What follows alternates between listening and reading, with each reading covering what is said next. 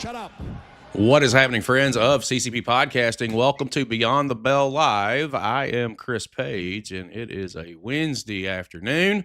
Means it's hump day. Means that you're 2 steps closer to Friday, and that's always a good thing because there's usually independent wrestling going on across the weekends everywhere. So we're definitely 1 step closer. Guys, we had a fantastic Chapter 4 over the weekend in Castleberry, Florida. We have crowned our first heavyweight champion.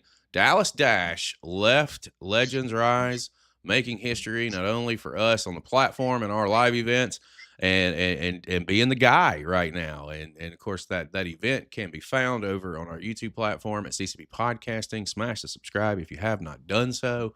It was a fun night. We had a lot of debuts to our live events, including Jake Redondo and Yasin Khan out of Primal Pro Wrestling. We also had Shane Evans. We also had who else debuted there?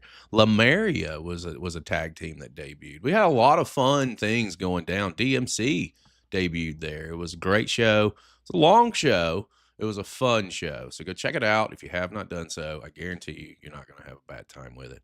But there is no rest for the weary, and there is no sunset, if you will, because the things keep moving, guys. The platform keeps going. We keep moving forward, and we are less than 3 weeks away from Chapter 5. It is Victory, and it is in collaboration with One Division Pro, where our heavyweight championship will be on the line. Dallas Dash makes his first title defense, and it does not get easy by any means. Samael Falsey, the big, strong Mims, and JDX are going to be in the house. Fatal 4-way, and it will indeed be for the championship. We've got some sharpshooters coming in, and they've got their sights set on Dallas Dash. Is he going to leave Castleberry, Florida, still heavyweight champion, or is his reign going to get cut short? Get your tickets right now at ccppodcasting.com. This is just one of what I think we've got 6 matches on deck for this. I think one DP's putting 3 together, and then we're putting 3 together as well. So it's just going to be a fun night. I guarantee it. Guys, you need to be there. Let's get into why we are here today. We've got a very cool Beyond the Bell guest coming in. A gentleman that I had the pleasure of meeting when we were out in Southern California a couple of weeks ago. Well, last month at this point. But we've seen him grow over the last 8 or 9 months, maybe 10, could almost be a year in Primal Pro Wrestling. As one half of Latino Warfare. These guys rose to the occasion, captured the Primal Pro Wrestling Tag Team Championships, had a hell of a run with them. But not only is our guest today active within Primal Pro Wrestling, he's had some shots with AAA here over the last several months.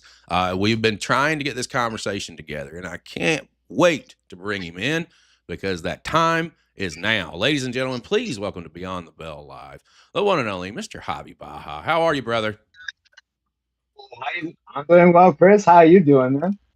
I, do the best I can with what I got. That's what I tell everybody, or I'm living the dream. It's one or the other. It's just life keeps moving, it keeps going. It's been a long weekend for me and a long couple of weeks, to be fair. But what else can you do, right?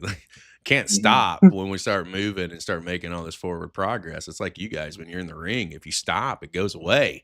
You can't have that. You got to keep moving. Oh, no rest for the weary. Absolutely. Shout out to Goth over in chat. We see you, buddy. And for everyone who is loading in, if you have any questions, feel free to drop them. I will get them worked in throughout our conversation. Goth's already welcoming you to the channel, sir. So that's Goth's one of our co-hosts in the Netherlands. Oh, I thought you said something. Oh, I was just saying hello to Goth. Saying hello to Goth. Goth, he may not be able to hear you, so he's. I'm just kidding. I'm kidding. He's old as shit. That's why I said that. Listen, Javi, when we have these conversations, I've actually been fortunate enough to meet you face to face and have a conversation with you and Gustavo and all the guys that are at Primal, but. For our audience, I like to start the conversation off at the top. And top for me isn't when do you lace a pair. It's really where does fandom start and what draws you in as a fan to professional wrestling? Because you're still young. You're in your early 20s. So I'm very curious to see where it all starts and to see where we've gotten to today. But what drew you in? Was it video games? Was it just family bonding? Like, what was it? What was your story? I would definitely say what drew me into professional wrestling was my dad. My dad grew up as a big wrestling fan. He was a big fan of the early 90s. But his main thing was always like old school Lucha Libre as well. But I remember that 2008, when I was 4 years old, my dad bought WrestleMania 24 to watch at home. Which, by the way, probably to me the most underrated WrestleMania of all time. Just saying. And I sat down and watched it with him, and I instantly became hooked.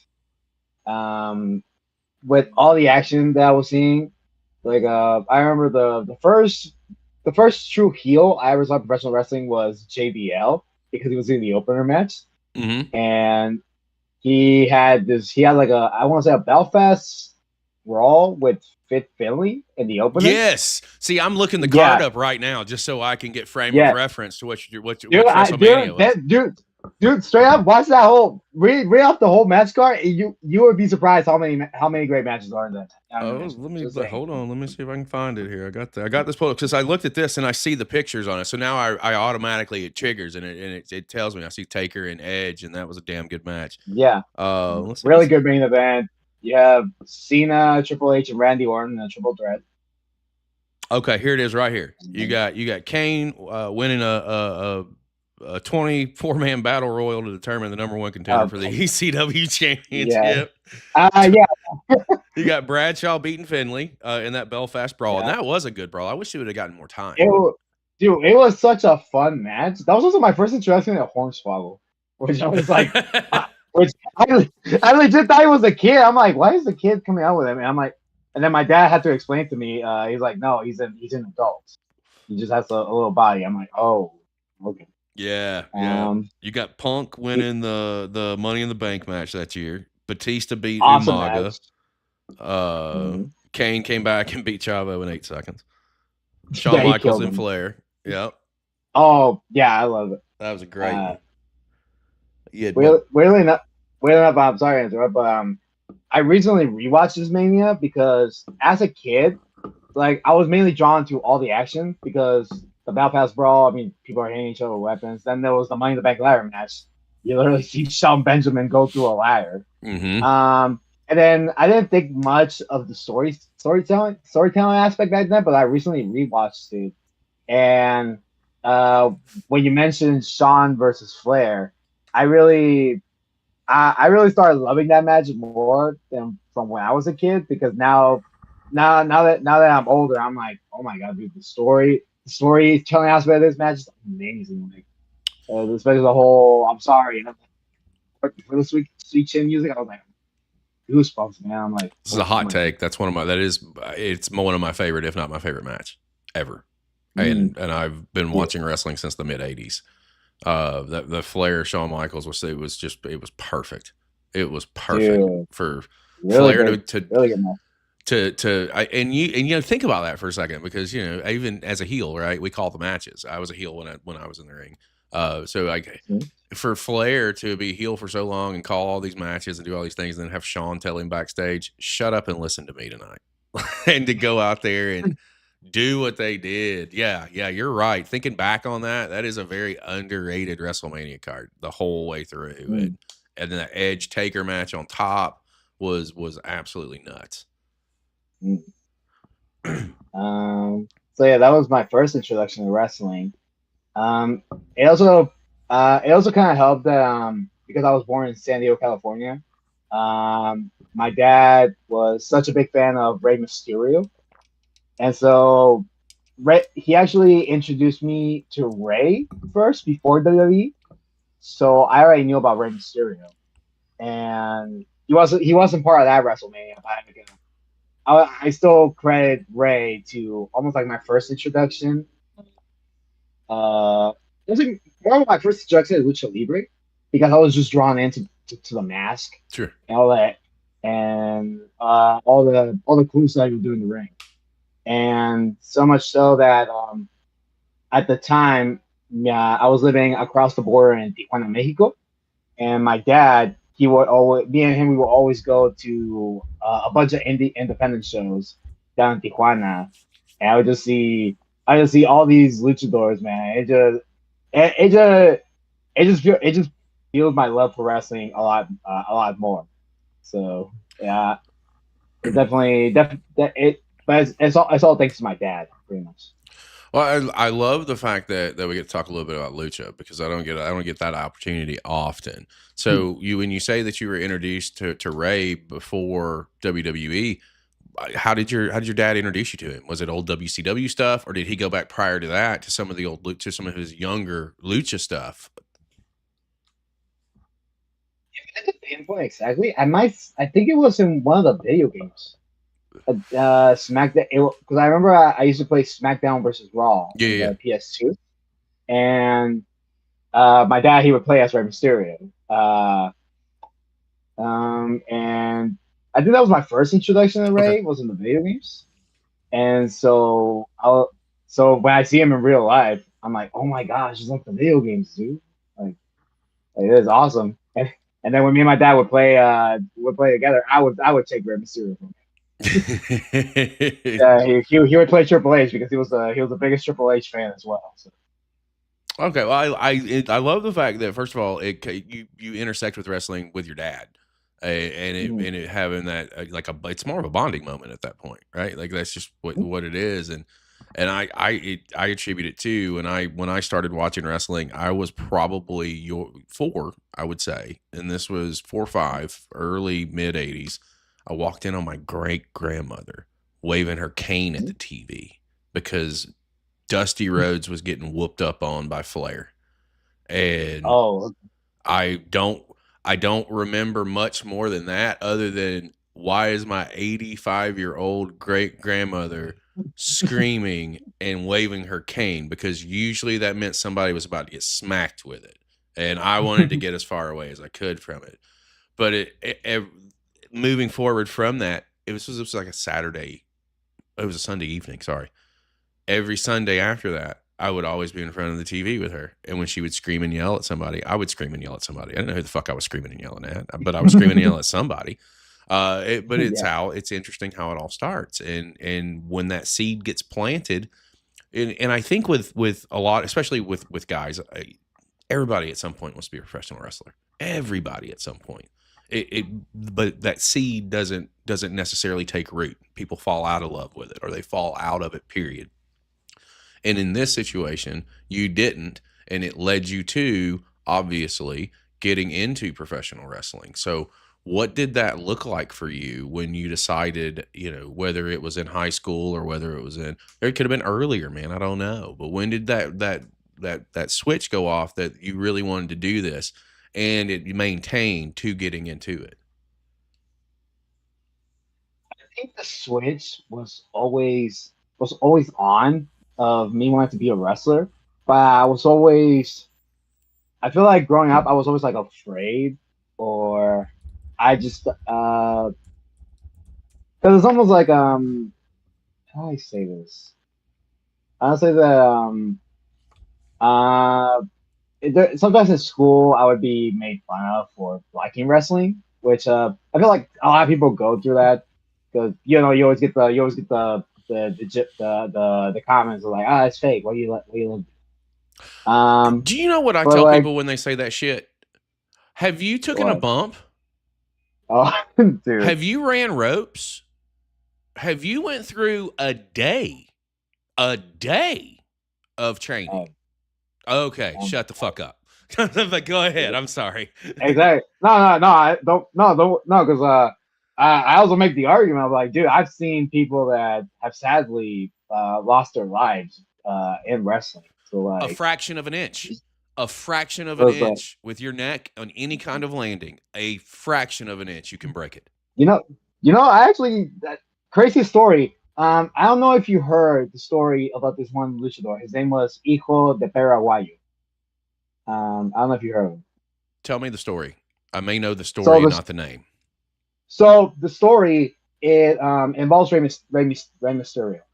Back when I think it was when he shortly left WWE back in, I want to say 2012, probably, or 2013. Ray started doing shows again back in Tijuana, and he got booked at this one show. It was him. He was in a tag match. It was him and Extreme Tiger versus Hijo de Paraguayo and I think his name was Suicide or Manic from the TNA game. Yeah. Suicide. Yeah, or TJP, just TJP. Yeah. And it was in this tag match. I remember Hijo de Paraguayo took a Hurricanrana from Ray to the outside, and I think he landed. He landed kind of weird. I think he landed on his butt or something. And I also think Barrow was dealing with like some sort of injury or something like that. Like he was just powering through it. And then he gets back in the ring, takes the drop kick from Ray to set up the 619. And Barrow just passed out on the ropes. And so Ray goes for the double 619 on him and Suicide. And Suicide moves out the way, but Barrow just stays there. He's not moving at all. And so it now like creates this moment of confusion of like what's happening, because I rewatched some video. Like I could tell like Ray looked like a bit confused on what was going on, and Conan was being a manager to Barrow, and he was like shaking, grabbing him. Barrow's not moving, and so they just go to finish after that. They hit the 619 on TJP. They go finish, and Paraguayo gets taken out of the building like in a wooden board, because earlier in the night I think 2 other wrestlers had gotten injured. So the medical team they took them to the hospital, and by the time the main event was on, they weren't there anymore because a lot of people had gotten injured. At least that's why I believe happened. And Barrow gets taken out in a big piece of wood, and then gets taken to the hospital. And I was there at that show. I was like, I want to say maybe 10 years old when it happened. And the next day, I find out on Facebook that Paraguayo passed away at the hospital. I remember vaguely hearing about the story. I didn't know the name. And yeah, this is a dangerous situation. Like it really is. And that's why like I preach at our live events before in our, again, I meet with everybody just like at any other show. I meet with the entire crew. And the first thing that comes out of my mouth is, guys, whatever you do, be fucking safe. It's not going to be beneficial to me. It's not going to be beneficial to you. If you come out here and you do stupid shit that's going to get you hurt, that's not why we're here.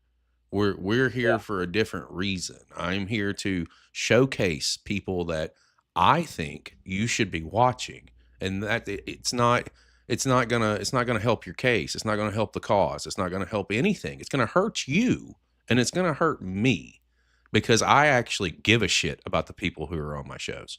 I care, and sometimes I care too much, and that's a piece of that may be a piece of my personal problem. But I give a shit, and I cannot not care.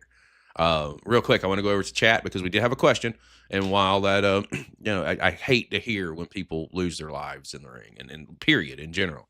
Let's take the downer and turn it into an upper if we can. Goth had a question for you. We were talking about Rey Mysterio. He wanted to know what some of your favorite Rey Mysterio matches are. What's some that stick out to you immediately when you think Rey? What are they? First one that comes to mind is Rey Mysterio versus Kurt Angle at SummerSlam. That was a good one. Which is a really great match. I recently watched it. Another one that I would have to say is I know this one doesn't get talked about a lot in my opinion, but it's so underrated. Is Rey Mysterio versus Undertaker at Royal Rumble 2010. I remember. Yep. Yeah, I remember that match. I had to pick another one. But I want to go over a recent one. I loved Rey Mysterio versus Dominic at WrestleMania 39.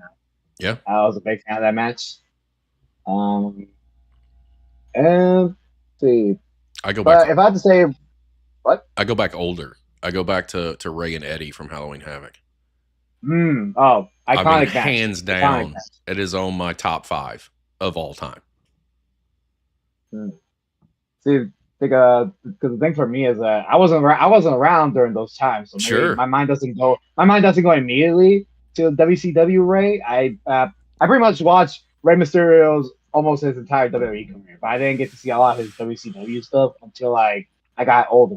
It's okay. In fact, I think I got you by like 20 something years, so we're all right. I got the past. oh You got yeah, the present. I know, but actually, I just realized over there on my nightstand, I actually have a DVD of some of Rey Mysterio's most iconic matches that my dad gifted to me. I remember watching it. Awesome. So let me see. Yeah, I can just go get it. Hold on. Okay, we get to see the DVD, the best of. Yeah, yeah. So is this one? Yes, sir. And I don't know if it says which matches are here. Uh, It doesn't, but it comes with like 3 different discs. yeah, Uh, that's a dude. massive set if there ever was. Um, yeah, I think it has some of his matches. Like, I think it has the one with Ray and Eddie. I think it has Ray and Dean Malenko as Sure. well in WCW. All great matches, man. I love Ray, so he was pretty much my childhood hero. So, Well, with the attachment to Ray being, I mean, obviously he's a tremendous talent. What point do you start thinking about getting into training? And what point, and when you do, what does that look like for you? Because it's different for everybody, and areas are different. Like in my day, I had to knock on fucking doors and for months and months and months because times are different, right? Late 90s versus now. But when you decide that yeah, this is definitely something that you want to do, that switch has not turned off and you're going to start training, how did you find your place and where did you start?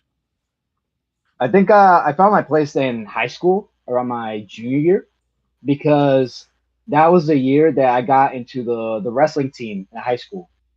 Because I just thought to myself, I love professional wrestling, so why not give amateur wrestling a try in high school? And uh, crazy enough, I wasn't thinking of like getting into wrestling, professional wrestling training at that time, but me joining the high school wrestling team, it almost led to that because my dad he actually knew some luchadors at Tijuana, like personally, and he was sent. I remember he one time he sent a clip of one of my amateur wrestling matches to a luchador who also did amateur wrestling in his high school days. And my dad, he's like, "How would you like to train with this guy down in Tijuana to like kind of like perfect your skills in amateur wrestling?" I'm down. And then my dad then tells me he's like, he actually he said he would actually be down to teach you lucha libre as well if you're down. And I'm like, like Aww. the little kid in me immediately jumped. I'm like, yes, I want to do this, yes. And so I signed up to do some lucha classes with him. He agreed to it, and this was unfortunately this was during 2020, which was during the pandemic. Sure. So the thing that happened was the gym had to shut down because of COVID. And I don't know if I can say that. I don't know if I can say that on here. C word.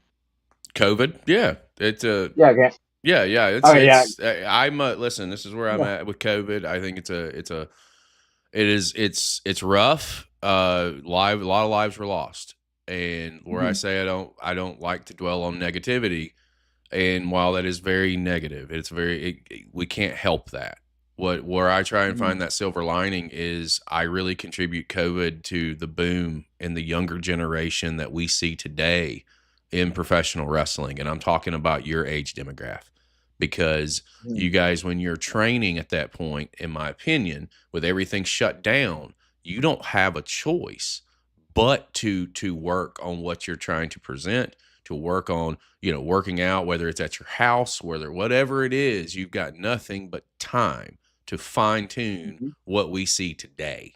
And that's where I Yeah. try and find that silver lining. And it's rough and it's definitely not something that's easy to talk about, but there was some positive that came out of it. It just depends on your perception and how you look at it. And I look at it from the angle of this: while this has happened, It has also contributed to guys like Devious Cast, guys like yourself, guys like Jake Redondo, guys like Jake Mays, guys like, I mean, the list goes on, Samael Falsey. It goes on and on and on, even down here in Florida, over internationally. It just goes on and on and on. That you guys use that opportunity to turn it into where what we see today, and I can always appreciate that. Whether the good, bad, or indifferent, you took that time and utilized it versus not. Yeah. So, so what happened after that was that at the time I was still in high school, and the gym eventually reopened, but that I didn't immediately go back because I was still I was still in my senior year of high school. So I told myself, okay, we got in the ring. We like I was feeling that itch. I'm like, I want to go back, but I still want to finish. I want to finish up high school, and once I'm done with high school, I think I can focus a lot more time into professional wrestling. So I finished my senior year, which was part of it was done online. Uh, I graduated, and then I graduated in 2021, and once things started to kind of open up and go back to normal again, as soon as I graduated high school, I started looking for professional wrestling schools in San Diego because I couldn't see I didn't see myself just going to Tijuana almost every day because I don't think I wasn't driving it. I wasn't driving it.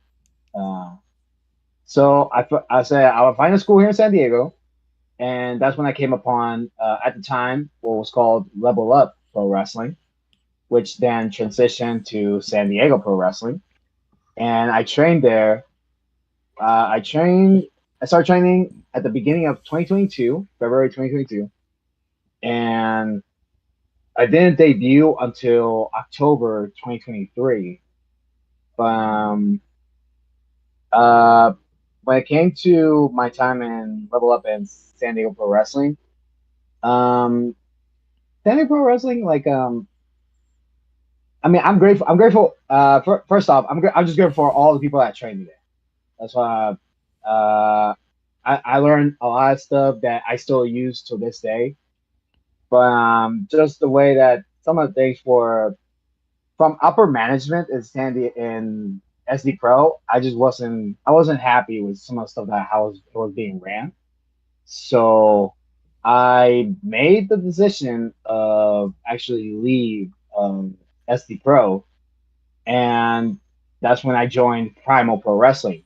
Um, and J2 told me because J2 Mattioli was one of the biggest influence in training. He's my head coach. He told me that he would help me debut because he told me that like you're ready. So I'm gonna make sure that you debut, and that's when I debuted for Skyfire Pro Lucha Libre Mm-hmm. in San Diego, which I actually my match was kind of added like as a last minute thing. I got added in a pre-show match against Boa Silva, and so that's basically like my story of like when I had the itch and how my journey looked after that. But it was that one moment of just trading lucha libre for it was just 3 days in Tijuana. That was just that to me was the capitalist to me being to where I'm at. Well, let me ask you this, and again, you didn't have a lot of time training down in Tijuana, but what were some contrasts between what you learned down in Tijuana versus what you were learning at within San Diego? I'm just kind of curious the difference of the styles, if you will. The big style difference I see so far is in lucha libre everything's done with like right side, and then American style is everything is done with the left side, like taking arm drags. Because my first arm drag I took it over here in San Diego. It was my left. Then I went to Tijuana to train one time, and it was everything with the right. So it was a bit of a confusing thing for me, but eventually I got it down. I would say also The I'd say Lucha Libre is a lot more focuses a lot on the athleticism Hmm. because you see all these guys like jumping off the top rope, climbing the ropes, constantly jumping and all that. And it's amazing to see. But man, for me it was for me it's a struggle to do all that stuff, man. Like See, I think I would suck at lucha. I'm just telling you, because back again, my day, I always say back in my day, because I got you by 20 some odd years, 2 decades plus. But mhm. I would, when I got to the leader role, if you will, and I was main eventing and I was calling matches and guys, we all want to do A, B, C, and D. And I'd be like, no. How about we listen to the Mhm. crowd? And if it works and if they're calling for it, then I'll do it. No problem. But I'm not just going to do something for the sake of doing it. I don't think that I would ever have meshed well with the lucha style because that just seems like too much shit to remember. And I'm just a go off of the crowd kind of guy. But you mentioned, Yeah. go ahead. I was just gonna say that that's why when I wrestle now in Tijuana or in Mexico or any lucha show and I get paired with luchadors, I always tell them like, "Hey man, I'm not gonna try to wrestle like y'all do because I know I can't. So I just try to work my stuff into it Yeah, while they do their stuff, and it messes well. Like I've gotten compliments from it, but and that was like the biggest piece of advice I was given as well. It's like do do what you know how to do 10 out of 10 times. hmm Or there was this one saying of like, I don't fear I don't fear the man that knows like 10,000 kicks. I fear the man that knows how to do one kick perfectly 10,000 times. I think that's how I might have butchered it, but that's I kind of what get goes it. through my head when I.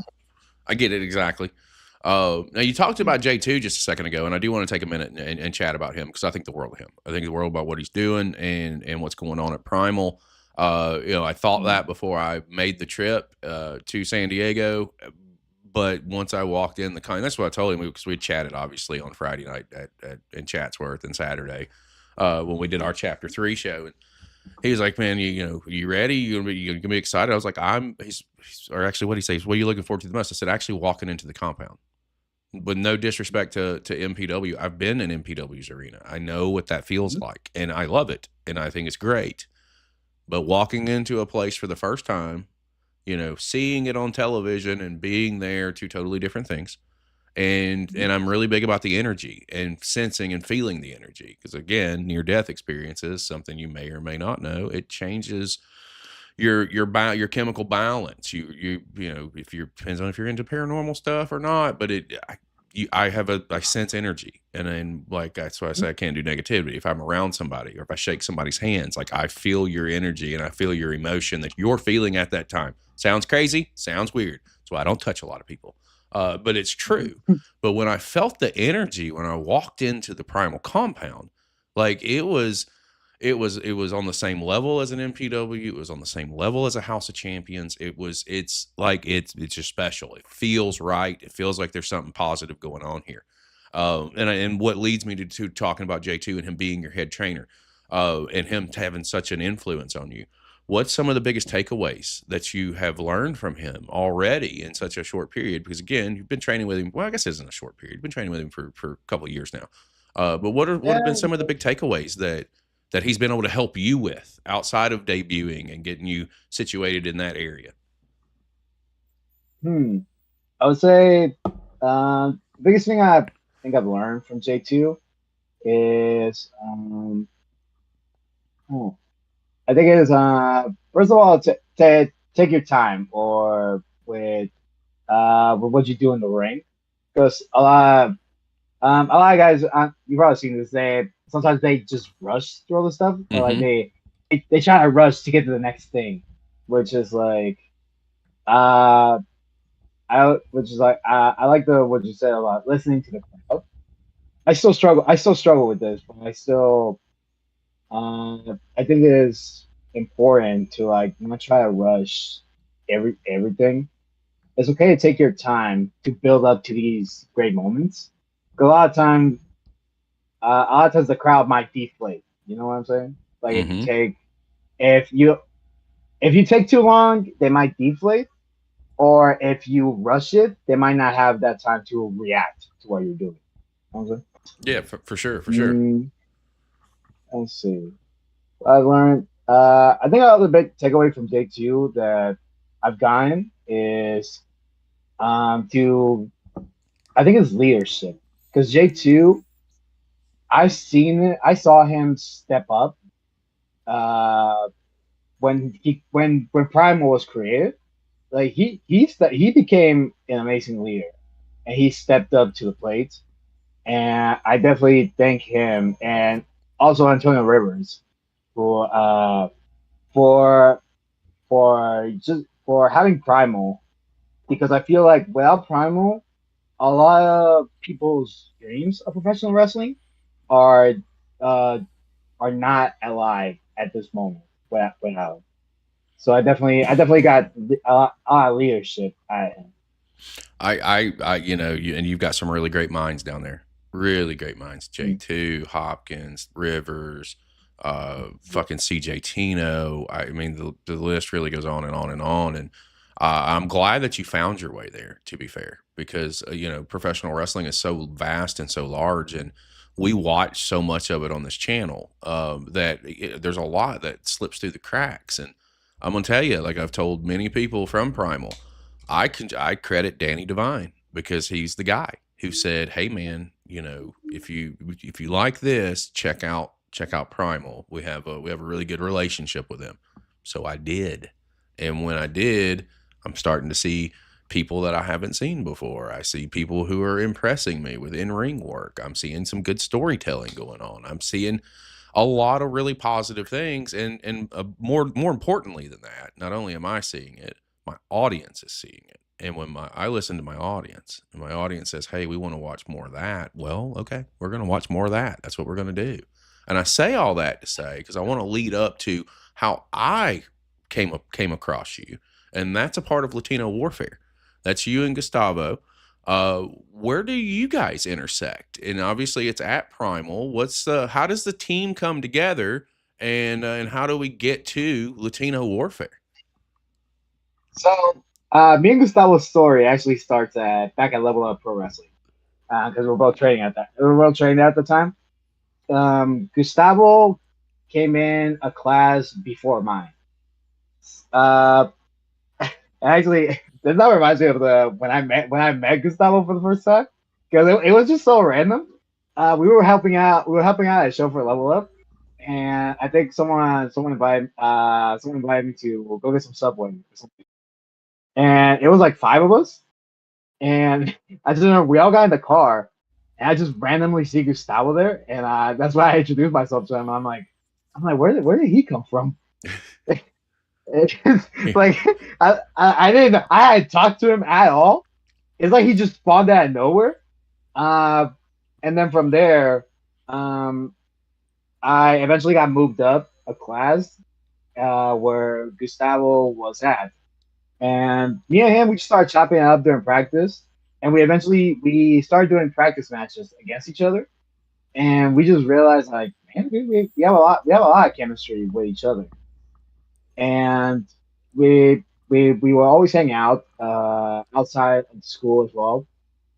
We will always hang out with actually the pump line, Paul Silva and Mhm. Trail Rivers, because it was like the four of us. The four of us just clicked during class, and so when Antonio and Boa started teaming up, Gustavo told me this story recently. I actually forgot, but I think I went up to Gustavo and I told him, "Hey, Rivers and Boa are tagging. Imagine if me and you, imagine me and you also start tagging as well." And I think I said it kind of jokingly, and but then I remember we got booked at this one show. It was called Rising Star, and it was our first time getting booked as a tag team.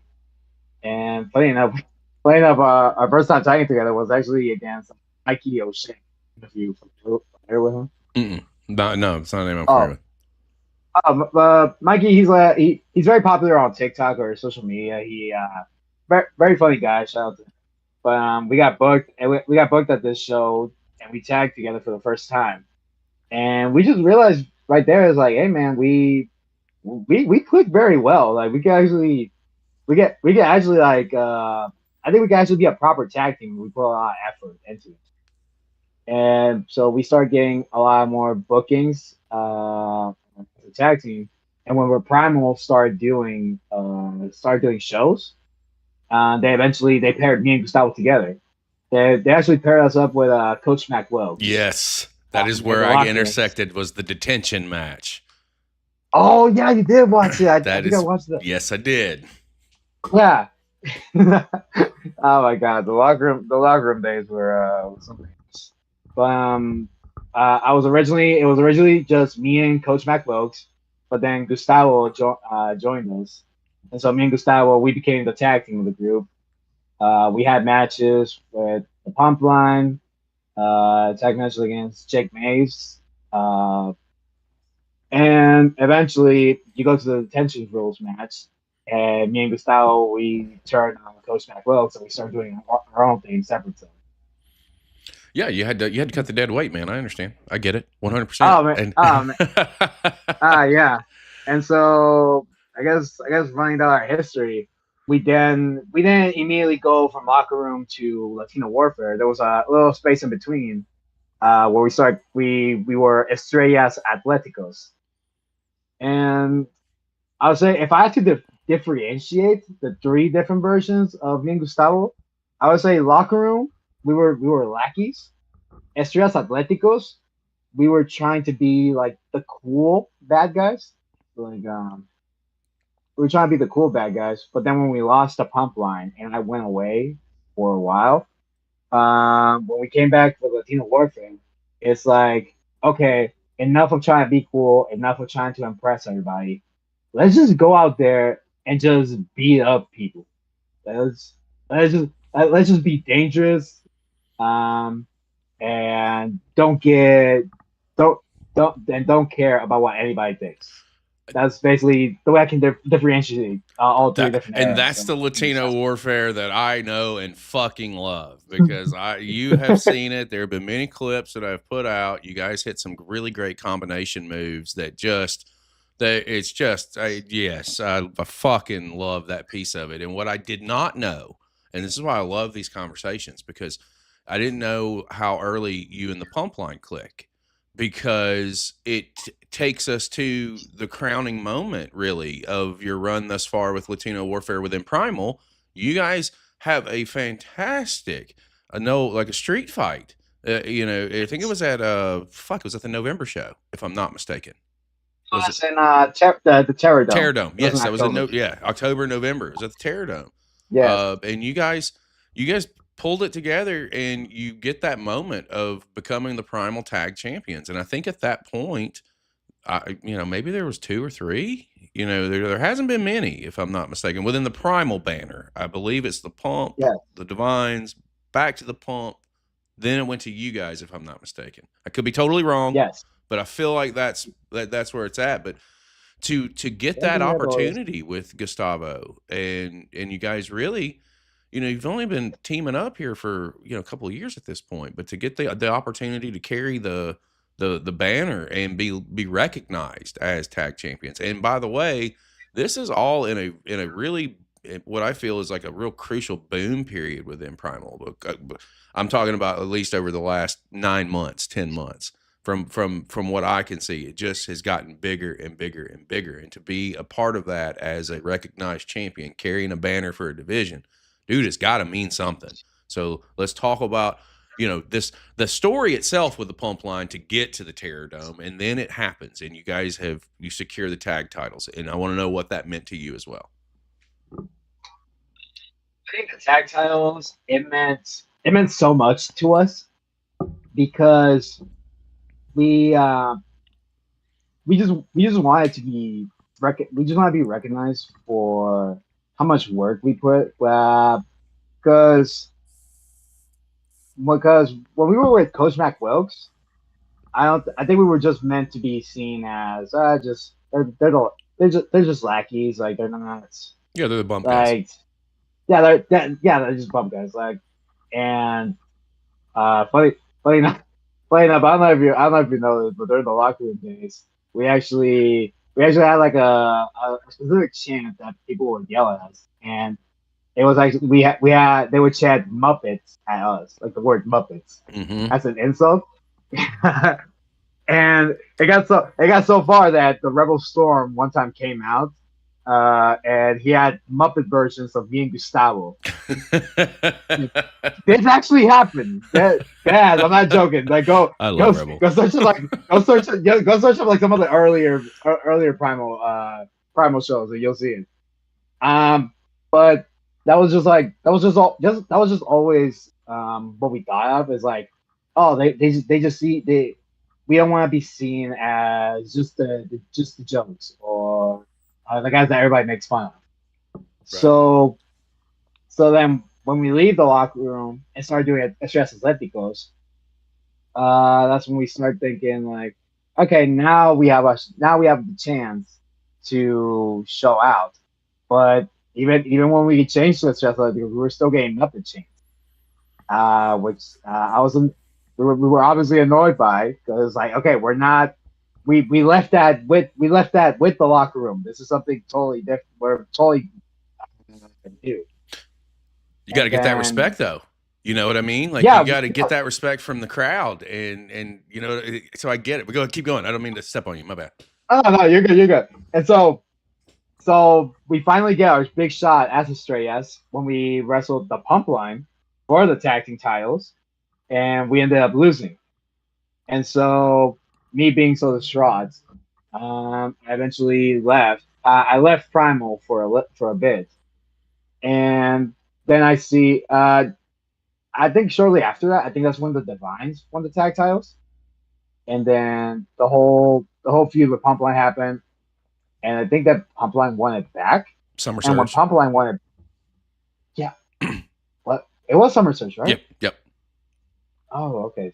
So maybe the timeline's a little off. But because I remember I came back before Summer Surge, and that's when we started doing Latino Warfare because Yeah. I saw this. The build for Latino Warfare was definitely starting right around or right before Summer Surge. It was you guys. I think you guys had just started coming back in because we picked up hardcore with Primal the 2 shows prior to Summer Surge, if I'm not mistaken.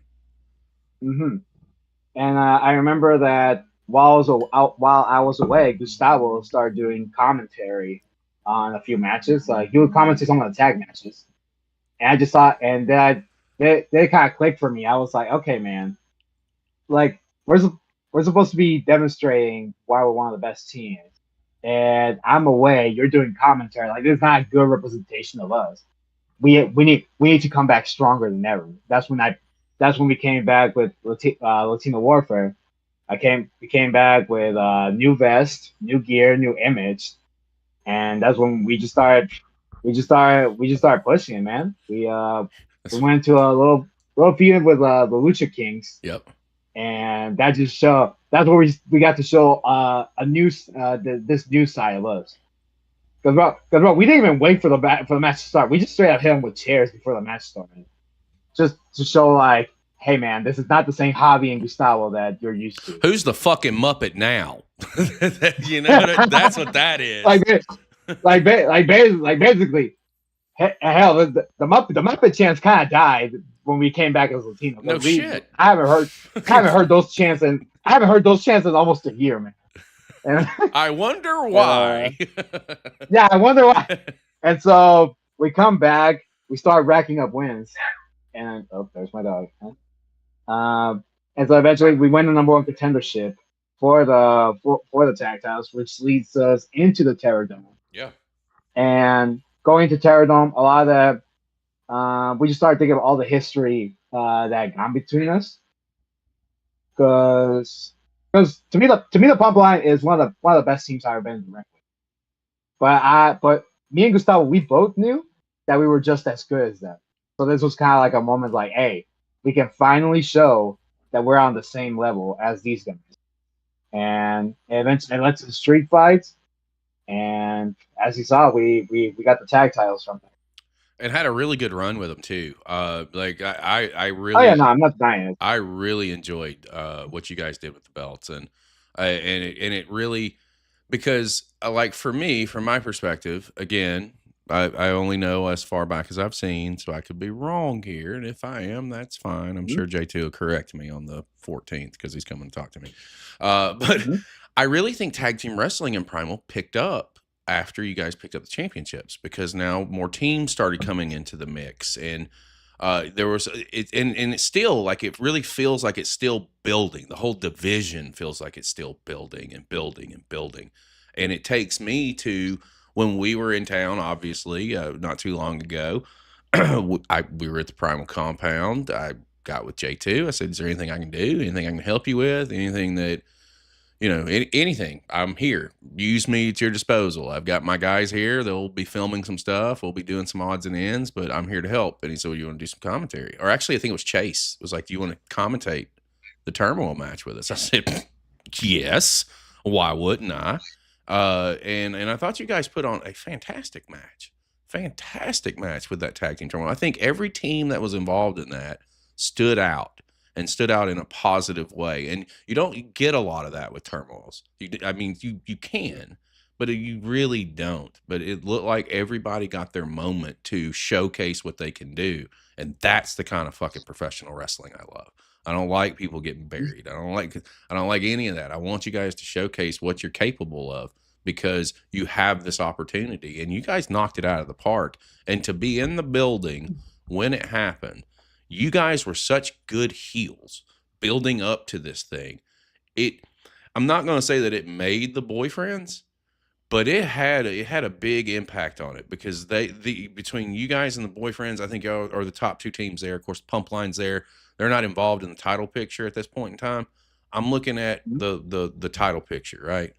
I think you Yeah. guys killed that shit. I think everybody should be proud of what they did there. And guys, if you're out there and you're watching now, if you're live or you're checking us out on replay, you need to go over to Primal Pro Wrestling on YouTube and check out Tag Team Turmoil, because they put some really good shit together.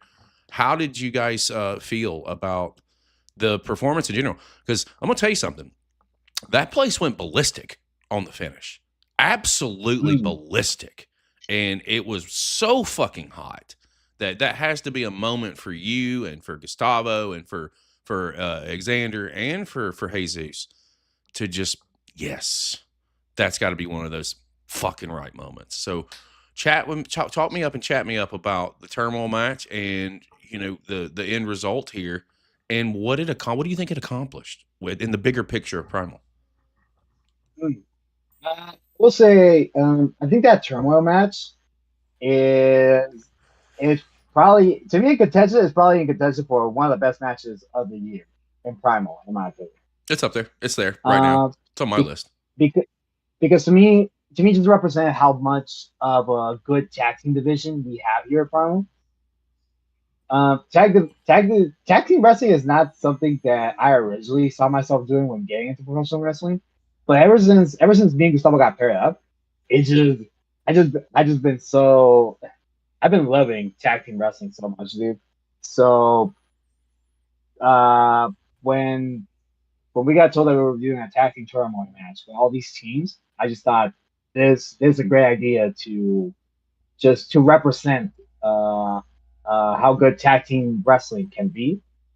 And I definitely agree. I was definitely proud of what the tag team division accomplished in that match. Uh, and yeah, you were not lying. The place did go ballistic at the end. I mean, unfortunately, me and Gustavo, we lost the tag team titles in that match. But I mean, I won't deny that it was an amazing moment for the boyfriends, Jesus Garcia and Santa Phillips. It should be an amazing moment And for all of you. I mean, think about the bigger picture, right? The bigger picture is, I think that you guys, stamped your flag for tag team wrestling with this match. Not saying that it wasn't prominent and it wasn't featured. It was. But there were so many teams here that had that opportunity to show that this division is real, this division is here, and it ain't going anywhere. That's what I take out of it. Belts, good, great, and wonderful. But you don't get that reaction at the end of that match if you don't have the great antagonist on the other side of that equation. And the work that you and Gustavo have done since winning the prior to winning the championships, when you hit that hard reset and you guys came out and start kicking ass and taking names, it started there. And then with the crowd hating you guys as much as they did, and just you guys hitting that button over and over and over again and getting that heat, you don't get that big explosion at the end of the night. You know, they want to see you get your ass kicked. And as a heel, there ain't no better place in the world to be, because that's fucking money. Oh, it is definitely. I will shout out every single team that was a part of that match, because you had two X coming from all the way from Chatsworth, Jerry Segura and Mickey Rose. You had G Thang, mm-hmm. who's similar to being Gustavo. Like, they hit that reset button and kind of found their identity, and then you also had the pump line there, which, I mean, I will shout them out because they did beat two teams, and then eventually lost to the Boyfriends. But they were still running that gauntlet. And well, also the Boyfriends, who like overnight just became like the hottest sensation in Prime, which it was crazy to see. Isn't it weird? And I've talked to Jesus and I've talked to Xander on the show, and some of the coolest moments in professional wrestling are the organic ones. They didn't change anything about their presentation and what they were doing and how they came across. It was like the Austin effect in '96. You know, like when he cut the promo, Austin 316 said, "I just whipped your ass." Like, it was an instant organic switch, if you will. And I haven't seen a whole lot of that. And that's another piece of what I love about professional wrestling, because you said it was like an overnight thing, and it was, but it's just so fucking cool because it's so organic. Yeah, that's why I felt like the Boyfriends were such great heroes to the villains that were me and Gustavo as a Team Warfare, because because there was a bit of a buildup between us and them. Yeah. Before you guys the turmoil, successfully defended against them prior to. Yes, we defended against them. I want to say at Ultra Cave. Mm-hmm. Then we had another match before that, where we beat them. We beat them by hitting them behind the ref's back with the title belt, which we try again at the Turmoil, and this time it backfired. So that's some of those moments of, like, I love doing callbacks to previous moments, and that to me was like that to me was such a big moment too, because when Jesus kicks out of the title shot, you just hear like the crowd start screaming. And in my head, I'm like, yes, this is the reaction that we're looking for.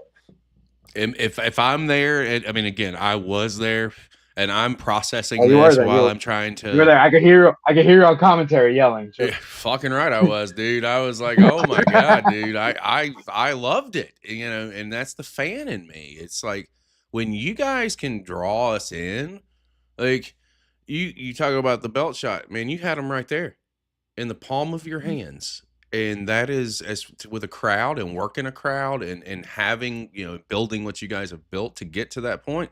Again, there's no better place to be.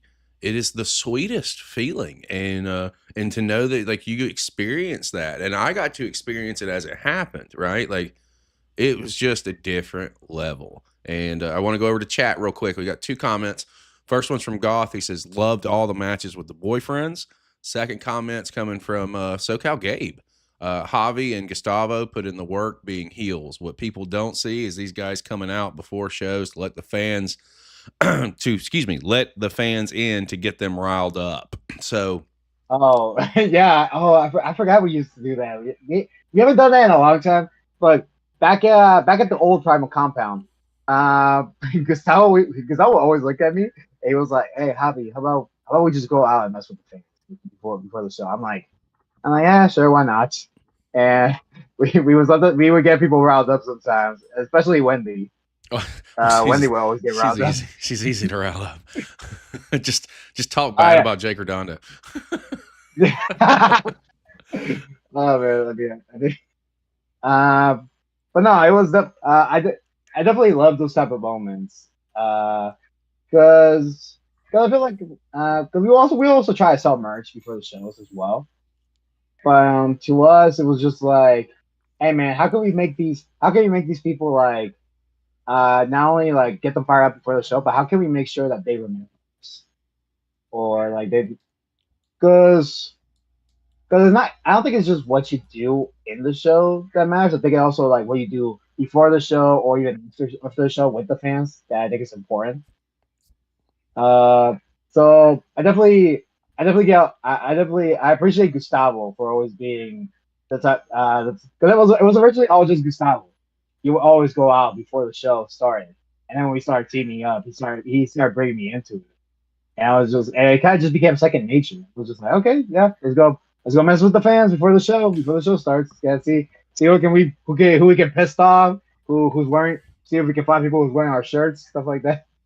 I love it. I think that that it sets the stage too when you do stuff like that because especially if you're going to try and get the shit boot out of you, then go out there and fuck with them before the cameras roll. Because when you come out, then you're going to get a reaction. It's an easy Oh, psychology trope for sure. I actually have a funny story. We did, we actually got permission to cut a promo before the show started one time, and we get to the ring, and I kid you not, bro, it's like the power went out before we could cut the promo. Dude, like we're standing in the ring, mic in hand, and like Gustavo was trying to speak into it, and I know where the lights go out, and we're just standing in the middle of the ring, like what? Who's ribbing me? But no, this legit happened. I think it was almost like a year ago because we just had revenge at the primal. This was at the first ever revenge. This was before the show, and we don't have the mic anymore. So Gustavo just being the loudspeaker that he is, he just starts yelling out at the crowd, playing a promo. And I just thought it was the funniest thing ever. That is ad libbing Um, at its finest. I know that has we were just like, hey, the show has to continue even though the show hasn't even started. But oh man, but that's a funny story. I love hearing stuff like that because again, you got part of professional wrestling is you got to think on your feet. You can try and put as much shit together as you want to, but if you don't have that ability to ad lib and pivot and make fast decisions quickly, then it's not like you won't have a shot. It's just not going to be as good as others who can hone in on that. And outside of Primal, some stuff that I do want to talk about. AAA, man, you've gotten a couple of opportunities there, and obviously with their affiliation with the WWE, I mean, to me as a individual who consumes a lot, it tells me that you're on radars is a piece of what that tells me because there is a tight association and affiliation. WWE owns AAA now. So let's talk a little bit about how does this opportunity come your way? Because for me, I think it's fucking fantastic. Anytime that I can see some people that I know have talent and ability get some sort of shot on a major platform, it makes me do happy dances. So when I see your posts go out about you being in a AAA show, and I see y'all, I say, yeah, I'm gonna go out and share the shit out of it, because I think that it is the easiest way that we can continue to support you on your journey as you're moving forth. So AAA walks into your life. How does this happen? And let's chat a little bit about these opportunities that you have had here over 2026. So the AAA thing, it started when back in October of last year, I started working down in Tijuana, Mexico, because the story's a bit crazy. My dad, he always shares clips of me and Facebook of my wrestling, and some a promoter happens to see one of the clips, and he texts my dad. He's like, "Hey man, uh, I'm interested in bringing out your son for a show down here in Tijuana. What's his information?" And so my dad, he gives me my information. I get a text from the promoter. And he's like, "Hey, will you be down to work down in Mexico?" I'm like, "Hell yeah, I'll be down." And so I went there. I did my first show there, and then for like the next 3 months, they kept bringing me back to do more shows. And then one night after a show, the promoter comes up to me and he's like, "Hey man, AAA is coming to town. I think they were doing like some type of tour down down the Baja, because these were not like the televised shows that you see on YouTube. This was more like, I guess you could say, more house shows type of. They kind of like kind of house shows that would feature local talent alongside some of the big stars from AAA. It was, but it's still a huge opportunity. So of course I said yes to it, and and it didn't hit me at the moment, man. But when as closer as the show kept coming, I was like, AAA, man. I'm gonna be in the same locker room with some guys that have shown up on WWE television this year. Like dude, Mr. Iguana was on the show. Freaking Pagano. What was it? Like that was like I was just thinking, oh my gosh, dude. And so it eventually led to me cutting. I did this video promo to hype up the show, because there was also like a bit of a sentimental value to it, because the arena that the show was going on was the arena that my dad would take me as a child to watch all these independent Lucha Libre shows. Full And circle. it was like a full circle moment, dude, like straight up. And Please tell me that your dad came and saw the match. Please tell me. oh no, he was there. He was there, There's a man. full circle. There you go. Okay. No, dude, you know he was not gonna miss this for the world. Um, and dude, it was just so surreal, because the arena. This is not like any type of arena. The arena is a famous one. It's called Auditorium Fausto Gutierrez. It's a famous arena in Tijuana, Mexico. Is I don't know for how long it's been up, but dude, a lot of legends have wrestled in that arena. So like I literally said this: if the walls in that arena could talk, the amount of stories you would hear would legit be insane. So, and there's like a famous tunnel entrance in the arena. Some people, you might, I don't know. You probably see a lot of people. Some people post a lot online of the pictures in the tunnel, Mm-hmm. and it's almost like iconic over there, and Mexican culture, or Lucha Libre culture. And so I was just thinking to myself, like, man, I'm about to be part of the history of this famous arena, man. The arena I basically grew up in.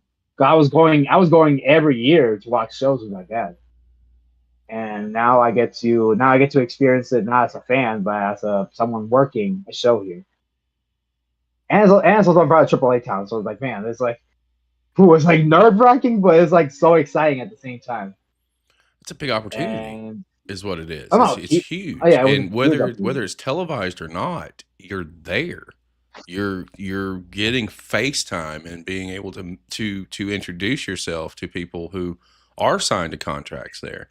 And you and I both know, and so do a lot of other people that have especially been on our platform. All it takes is being seen by the right person at the right time in the right place.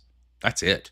That's all Hmm. it takes. Yes. And having these opportunities, for starters, for you being in your early 20s, this is a hell of a learning experience and a hell of an education that you have at your fingertips, and you have not squandered it. From what I have seen, you have gotten callbacks. You're doing this fucking thing, which is fantastic to see, especially being in your early 20s.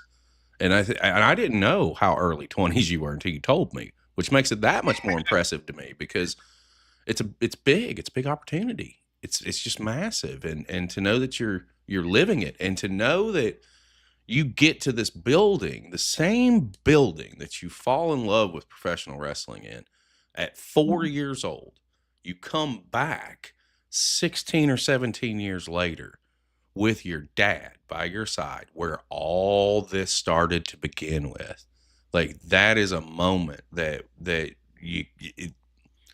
for me, it's important. I can only imagine for you how important that is, and what that feels like, because not everybody gets that. That is a that's a rare occurrence, and to see that you've had it and you were on top of it, it just makes it that much more gratifying on my side of the equation. I what have been some of your best experiences thus far with AAA and the shots that you've been able to make with them? I think it was just to have my name be in the same poster as a lot of these names. I think it's just I think that was like the one of the biggest takeaways I took. It was like, dude, it's like I've been wrestling for less than 3 years now. I'll it'll be 3 years in October officially. But I'm just thinking like, dude, look how far you've come in such a short time. It's like I had so many people telling me that, bro, and it wasn't clicking in my head. It was just like um what is it? There's like you know how some people sometimes don't know how to live in the moment, or like Mm-hmm. they just pass out. They're like something just happened and they're like, okay, that happened. It's like I was kind of doing that because I wasn't realizing like, dude, this is like this is genuinely insane, bro. Uh, and especially for me, like you mentioned, I'm in my early 20s. I'm 22 right now, but sometimes I forget how young that is sometimes because I do suffer from like overthinking a lot. I overthink a lot of stuff. I sometimes think like, okay, maybe I'm not doing enough. Maybe I'm not working as hard as I could. Maybe like my windows are closing, and I have people telling me like, dude, you're 22. You have a lot of time. Look how much you've done so far. Actually, I had this conversation with Antonio Rivers recently, and he really helped me put it into perspective because me and Antonio we're about the same age, so it's nice to have uh, that type of people that understand what you're going through and kind of like bring you back to earth when you start overthinking everything. Absolutely. And I can't say enough nice things about Antonio Rivers, and Mm. I've yet to determine if I'm gonna scream at the rooftops at a certain company in Southern California. I'm debating on that. I haven't yet Yeah. because I'm afraid it's going to lead to more harm than good, and I've just got a lot of feelings about that about all of it. But Rivers is fantastic, and truthfully, it kind of leads to chapter 5 for us at Victory, which is coming up on the 16th of May, and I haven't Mm. told a whole lot of people this other than just a couple. But brother, you're coming to Florida to wrestle. You're going to be on the show. You're going to be in Yep. town. I can't wait to have you down here and expose you to the audience that we have. Not just because, again, like we get a lot of people that watch our streams. We get a lot of people who watch our shit, but we have more people who watch our live events. And I feel like our live events is where our platform can really help and really balance some things out. Because I don't tell people a lot. We have a lot of really good connections with a lot of good feds, reputable companies that watch our stuff. And off of our last one, we had 6 guys get picked up for other stuff with other companies, and that is the biggest gratification I think that we can have as a platform. So to have you a part of Chapter 5, and I will Mhm. go ahead and announce, a piece of your match. At first, it was going to be Latino Warfare, and I'm Yeah. not mad. I'm not upset. I told Gustavo, it ain't his fault that we lived in a fuck country right now. That ain't got Yeah. nothing to do with him. And that Yeah. when he I told him keep trying. Soon as you get it, and you say they allow you to travel, soon as it happens, we'll make it. We'll get you. We'll Uh, get you here. But oh, don't you worry. It's gonna happen. It's gonna happen. Don't worry. I know Gustavo. He'll make it happen. well, you are definitely going to be here. And Yeah. fun fact, Anthony is coming with you. I had an opportunity to Yeah. see him debut, and really, there were several people that we were talking about that could possibly come in and work with you in a tag match against, lo and behold, the Pump Line. Yeah, And I'm gonna tell you originally why I booked Warfare versus Pump. Originally it was a triple threat tag match with the Radiant Kings I too. heard. And then Jake got an opportunity, and I was like, bro, you got to take it. You got to take it. I'll tell you, like I tell everybody that does one of my shows, if you get a better opportunity and you don't take it, I'm probably going to be mad at you. I'm not going to be mad at you for taking it, but I'm probably going to be mad at you for not taking a better opportunity, right? Yep. It was originally going to be a triple threat tag match because I told Rivers this. I wanted to put you six together because this is a collaboration show with One Division Pro, which is a New York company, and they do some traveling as well. And I wanted to showcase Primal. Like if I had you six guys there, I know how good of a tag team you are. I know how great the chemistry with you and the Pump Line is. I know how great the chemistry with J2 and Redondo is. It was a recipe for motherfucking success. That would have, in my delusional optimism, I'm already planning ahead that one DP is going to be, hey guy, we need to talk to this guy. We need to work these guys into what we're doing and how we're doing it too, as well as some other companies that we're affiliated with. However, Anthony's going to be here teaming with you. You guys are going to take on the Pump Line, which I still think is still going to be a great match, and I think it's going to be a fun afternoon or evening, I should say, for us here in Orlando. Have you wrestled in Florida before? That's the first question. I have not wrestled in Florida. I've been to Florida before, but never got the opportunity to wrestle there. But hey, dude, when I heard that when I heard the opportunity to wrestle in Florida, I was like, hell yeah, let's do it, man.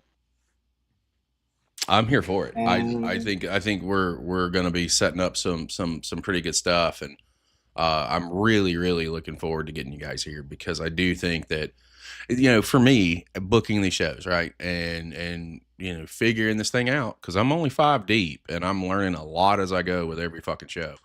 What I'm finding is when I have guys like, excuse me, I'll go to J2 and the Pump Line and G4. They were all out here in January.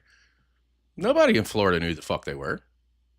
But everybody that was in the building and more importantly, my audience knew who they were when they left. And like it happened with Redondo. It happened with Khan at Chapter 4. Like Khan, when we get him back down here, brother's going to be despised. And I feel like we did the right move and made the right move. But again, the bigger pieces to the equation is to put you guys in front of people that we are really good with, not just here in the States, internationally. I have a much bigger international audience than I do here in the States. I'm just thankful for the companies that have come forth in the States because they are legitimate and they are growing every fucking day. As a matter of fact, when the 16th comes and goes, I'm in Atlanta on the 31st. I'm meeting with 3 companies up there to do some possible work with. I'm in Pennsylvania in June. And I think I'm somewhere in July too.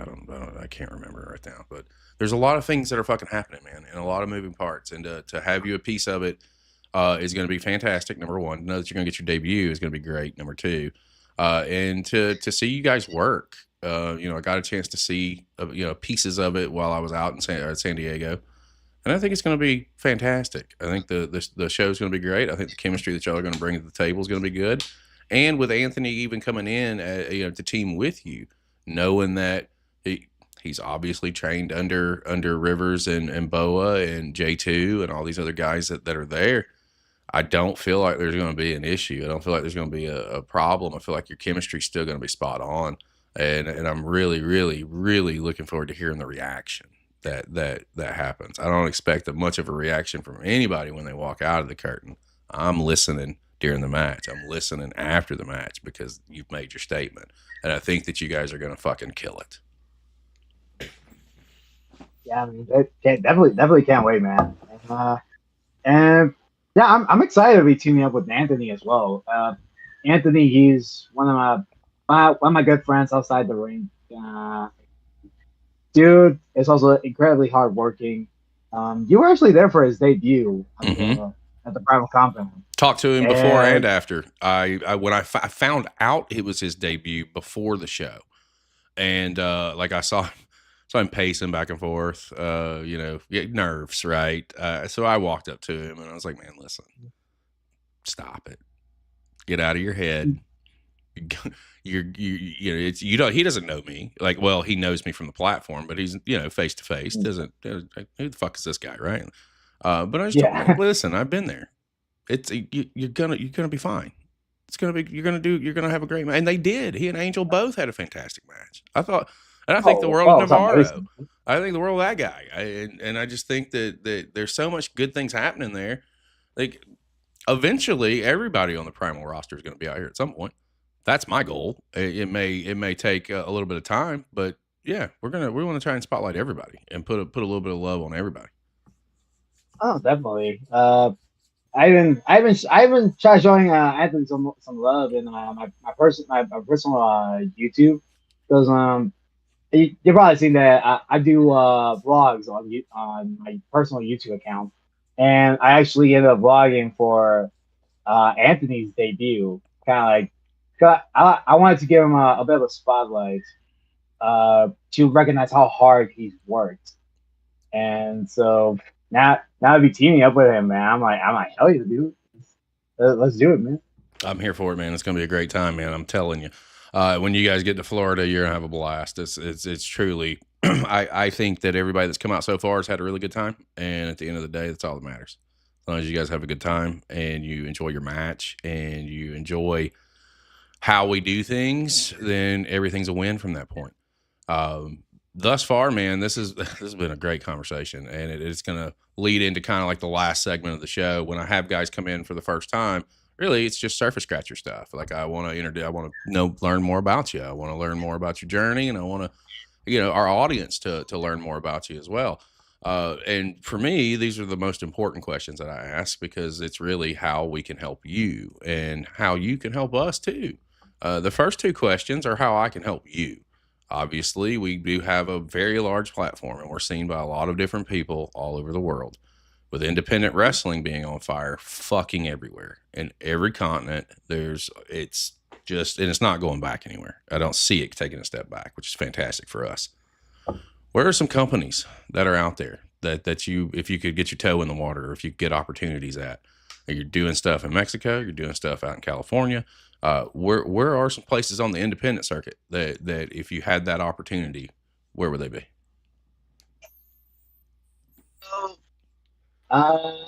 Catching a little bit with this first one, because I already did a match for him before, but definitely first one that comes to mind is GCW.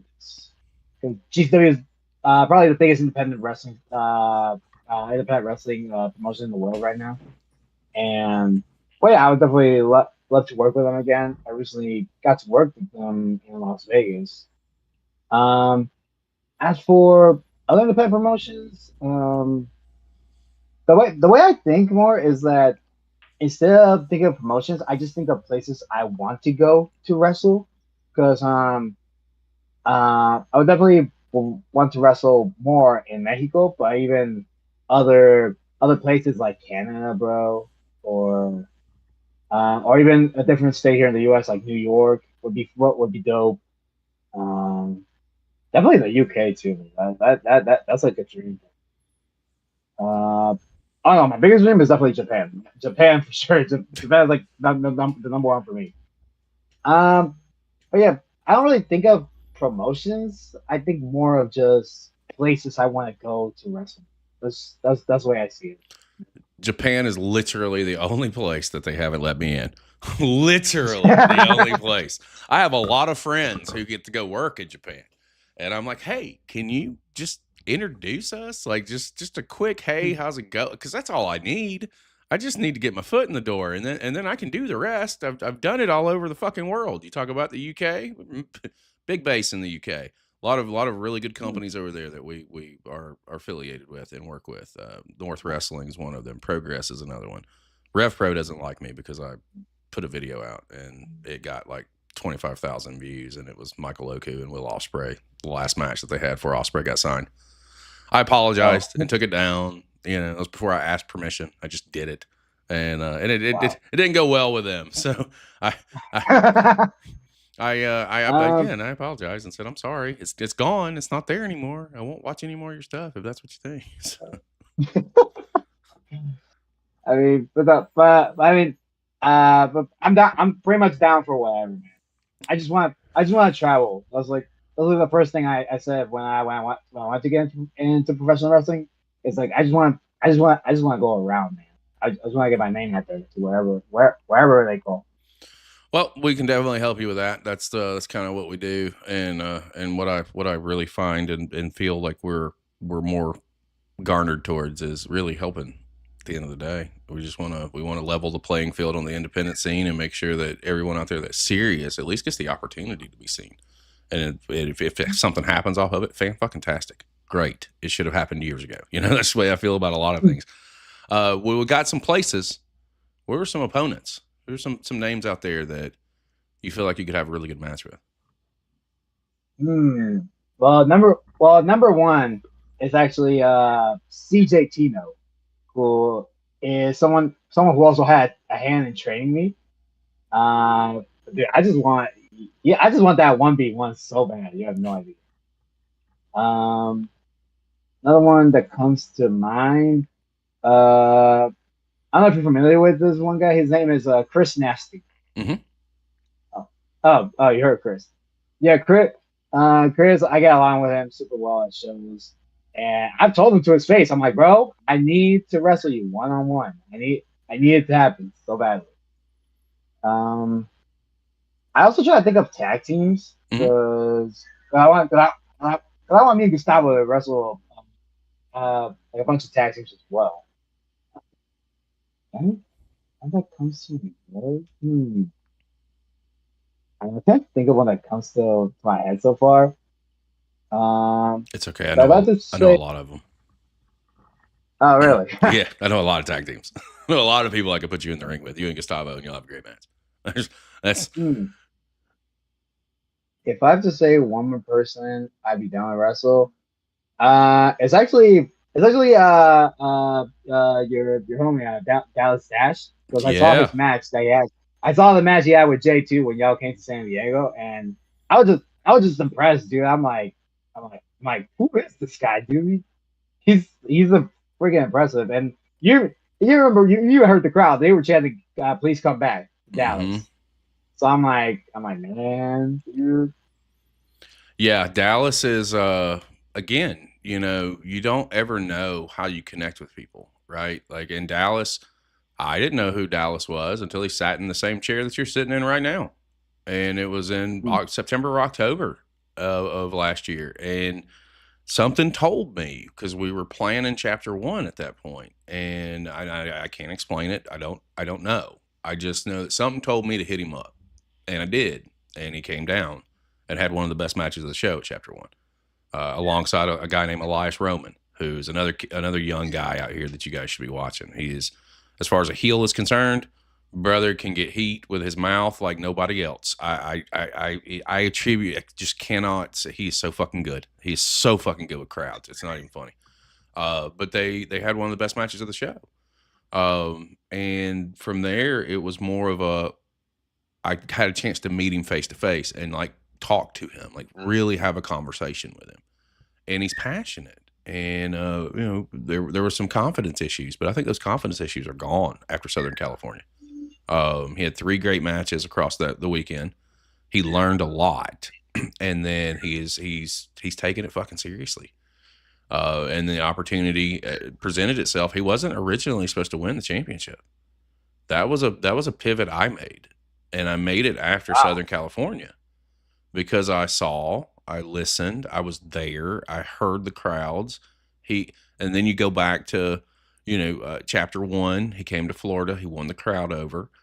I was like, there's something here. There's definitely something here, and it's worth exploring. And it all came together that way. So to hear that you want to get in the ring with him, I think that's fantastic, because that's an easy fix down the line for me. That doesn't take a whole lot. That just takes time and planning to make it happen. So hearing some people that you want to get in the ring with will lead me to my last question that I've got for you. And to me, it's the most important question that I ask anybody that comes in and gives me time, talks to me. because there is so many hidden gems out on the independent scene. There's only so many hours in the day, and even with my football squad of co-hosts, we can't watch it all. What I want to know from your perspective, being both here in the States, down in Mexico, wherever you've been, who are some people that we should be watching? Who's out there that needs to get some spotlight put on them that maybe doesn't get the recognition that they deserve, in your opinion? In my opinion, some people that I feel like don't get the spotlight they should be getting.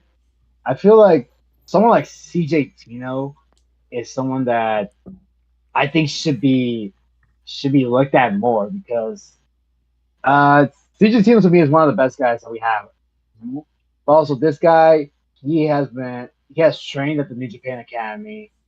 He has uh he has he has put in a lot of work in his lifetime, and dude, I'm just surprised that people don't see it. I'm like, dude, I feel like this guy could have been like in the WWE ID program if he had wanted to. But he's definitely someone I would watch. I would watch for. I'll also shout out some of the recent debuts here at Primal, like you mentioned, Angel Navarro, Anthony Salea. Those guys, I say I'm like they're gonna be big. They're gonna be big in the future, man. Just watch out for them. Um, Anybody else that comes? Hmm. Definitely. I would say Jake Mays Yep. because this dude, I love Jake Mays, man. But this guy had probably one of the best matches I've seen recently in Prime One in his dog collar match with Evan Storm. I just like that. I just like that Jake. I'm like, dude, you should be out there. You should be way more out there, man. Holy cow! How are you not booked at all these different shows? This is the same thing. We're definitely working on getting Jake in Florida. Like that's something that's going to happen down the line for sure. I think that I agree that dog collar match is on our list of matches of the year, and that's with 26 companies that we take a look at, and that list only has 8 matches on it right now, and that's one of them. The work that they put, Jake and Rebel both, the work that they put in that match, dude. They knocked it out of the park, and that's hard to do with a dog collar match, especially when there's been so many of them out there that have been done. I was talking to Rebel on Beyond the Bell, and I told him when I heard dog collar match, I went straight to Piper Valentine, and I'm not gonna say it was a Piper Valentine match, but up and on that level, it was getting there, and they fucking crushed it, and that's just a piece of what I love about what's going on down there. I do. I think that there are a lot of hidden gems on the scene in California right now. You've got Jake Mays, you've got Jake Redondo, you've got Kid Destino, you've got Angel Navarro. I Mm. think Anthony is going to be something too. You've got Busio. You've got Draven Silvera. All these young kids, Dustin Daniels, yourself included, because you're in that demographic. You guys are going to be the ones that are waving the flag for your scene for the next 2 decades. Let that sink in for a minute. At least the next 2 decades. And that's if you don't get snatched and signed. So if you guys are this fucking good right now in your early 20s, 10 to 12 years away from your prime, how good are you going to be when you get to your prime? That's what keeps me going, and that's what keeps me invested, and that's what keeps me coming back and watching and wanting to see more. You guys are the ones that are out there doing it. We are just the ones that are trying to expose it a little bit more and into a little bit bigger of a pond, if you will, when it comes to where our bases are at and our fan bases are at. That is the name of the game, and you guys are the ones that are knocking it out. So I do want to do this before we close things out. I always like to turn the floor over to you. If you have anything that you want to plug, is there anything that you want to talk about? Anything in general? The floor is yours, sir. I'm plugging my YouTube channel. I upload vlogs there almost every week. Sometimes I don't. but definitely want to shout that out. What is Shout out the to Primal Pro. what's the YouTube tag? The YouTube tag is Javi Baja Wrestling. Okay, cool. Just my name in wrestling. Um, want to shout out Primal Pro Wrestling, man. I feel like Primal is doing big things this year, man, and we're just gonna keep getting bigger, man. So keep up with Primal, man, and just support indie wrestling, man. We're just all out here trying to have fun doing what we've been wanting to do presumably for all our lives, man. So let's just all support each other, dude. It's not that hard. It's really not. And you're speaking of support, the easiest way that you guys can support is indeed by sharing, and subscribing.